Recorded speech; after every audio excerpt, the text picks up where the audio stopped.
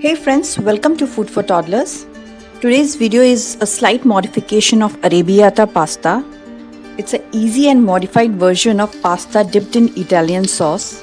Added some spinach to make it a healthier option. So friends, let's see what all are the requirements. Let's start with pasta. I've taken here semolina based pasta. You can go for any shape of it. Chopped onions, peeled and chopped tomatoes, finely chopped garlic cloves. Using crushed garlic is a better option. Tomato paste, some spinach and finely chop them before use. Butter, cheese. I have taken here mozzarella. Now moving on to seasonings. I've used oregano, basil and red chili flakes, black pepper and red chili powder just to add some color to the pasta, and we need some salt and oil. Friends, let's start with preparing pasta. To a pan, add some water. While boiling, some people add little oil also to avoid sticking of pasta with each other. Once it starts boiling, add pasta to it. But as it is semolina based, I am directly adding salt to it. Strain the pasta once it is done. Pasta should not be overcooked. That means it should be cooked till you retain a biting texture or a firm texture. And also do keep the stained water aside for later use. Now heat a pan and add oil to it. Then goes in chopped onions and chopped and crushed garlic. Mix them and fry onion till it is golden brown in color. Then goes in chopped tomatoes. Add a spoon of salt to it.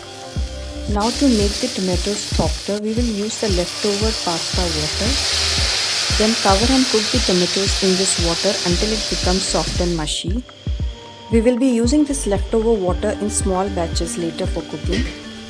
Once the tomatoes are completely cooked, now add tomato paste to it. Give a quick stir and add black pepper. After mixing it properly, I'll be adding the rest of the tomato paste to it. Now to get a thinner consistency, I'll be adding the remaining water. Just add the strained water in batches so that the tomato sauce doesn't become very thin, and then put the salt in it. Now we'll be adding seasoning to it. First goes in basil, some oregano, and to this I'll be adding some Kashmiri red chili powder. This is just to add extra color to the sauce. Then adding some more water to adjust the consistency of the sauce. And once the sauce reaches the desired consistency, not very thin or thick, just add cooked pasta to it. Now mix the pasta slowly in the sauce. Make sure that the pasta is very well coated with the sauce. Then comes in some red chili flakes. This is just optional. Now to balance out all the flavors, add some butter to it. And once the butter melts completely, add cheese to it. Add a gracious amount of cheese to it to get a cheesy pasta, and then cover so that cheese melts completely in it. Now friends, I'll be adding finely chopped spinach to it. Now here comes the variation from the usual arrabbiata pasta. Normally it is served with basil or thyme or parsley, but nutritive value of spinach is more superior to them.